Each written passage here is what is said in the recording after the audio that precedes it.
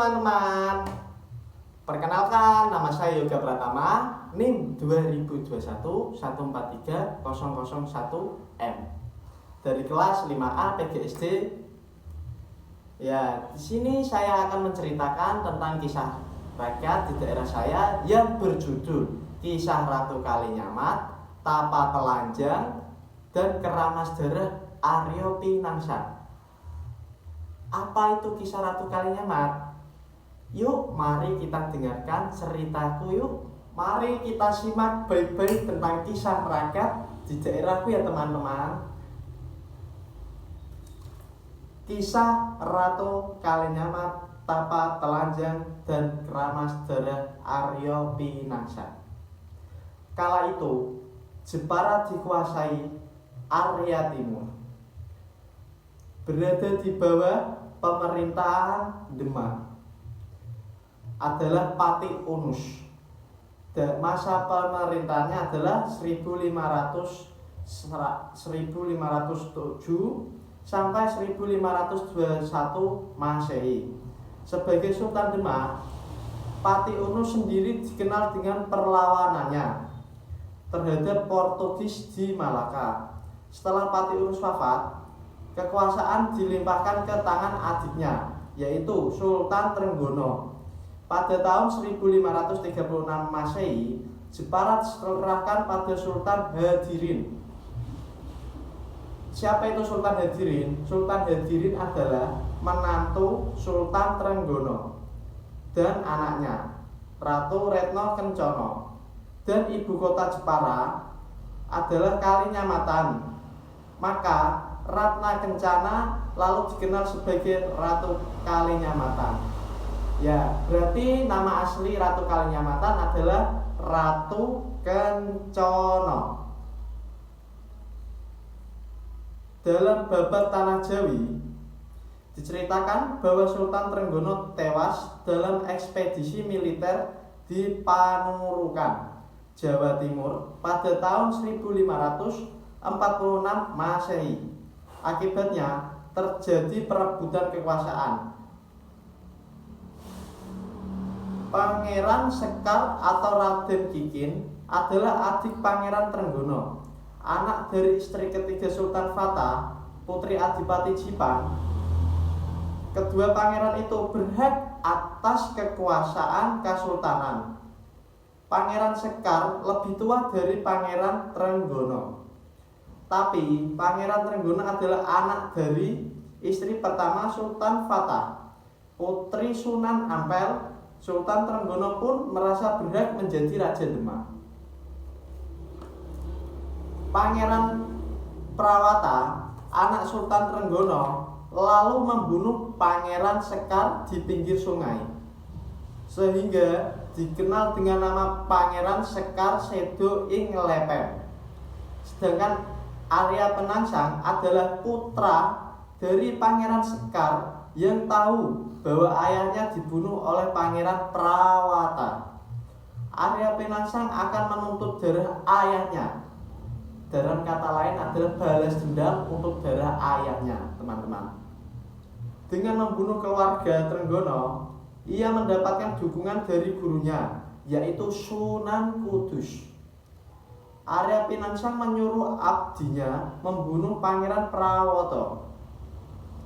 Utusan Arya Pinangsan yang lain berangkat ke Panjang untuk membunuh Hadiwijaya, atau nama lainnya adalah Jaka Tingkir, adik ipar Ratu Kencana. Namun rencana tersebut gagal.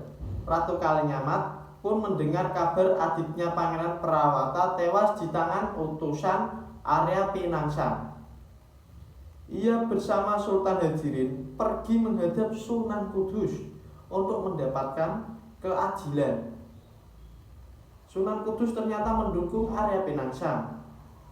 Sunan Kudus mengatakan bahwa itu akibat dari tindakan Sunan Prawoto yang membunuh Pangeran Sekar Sedo Lepen.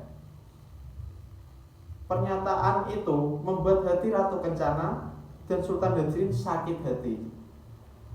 Dia tidak menerima tentang dukungan Sunan Kudus. Dalam perjalanan pulang kembali ke Istana Jepara, rombongan Ratu Kencana dan Sultan Hadirin Dyadan Seropati atau pembunuh bayaran, utusan Arya Pinangsan. Sultan Hadirin terluka parah dan tewas. Kehilangan dua orang yang dicintai membuat Ratu Kencana atau Kalinyamatan bersedih hati.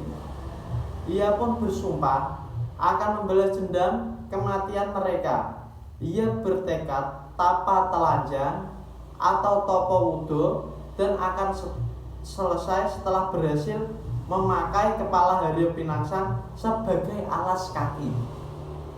Ia bersumpah dengan bahasa Jawa, ora pisan-pisan ingsun jengkar saka tapa ingsun yen durung iso keramas getih lan keset jambule Arya Pinangsan. Artinya ia tidak akan menghentikan laku tapanya jika belum bisa keramas rambut dan darah Arya Pinangsan. Ratu Kalinyamat melakukan ritual tapa telanjang.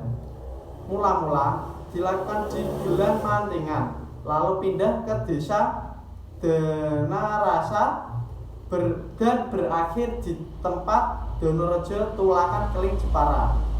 Haryo Pinangsan berhasil dibunuh Sultan Pajang atau R. Hadiwijaya lewat Senopati Perang Dana Sutawijaya atau putra Ki Gede Pemanahan.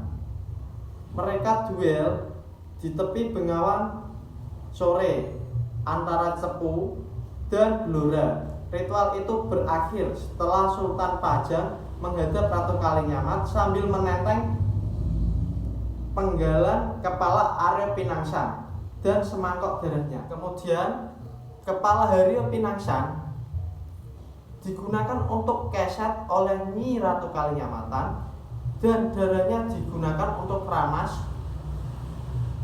Hadi Priyanto, budayawan asal Jepara, mengatakan bahwa kisah pertapaan Ratu Kalinyamatan disebut dalam babad Perang Demak. Masyarakat menafsirkan ritual topo wudo bertapa sambil melepaskan semua pakaiannya. Padahal topo wudo yang dilakukan oleh Ratu Kalinyamatan bukan dengan bertelanjang, melainkan meninggalkan semua atribut kerajaan sebagai ratu dan berbaur dengan masyarakat desa. Kurang lebihnya begitu.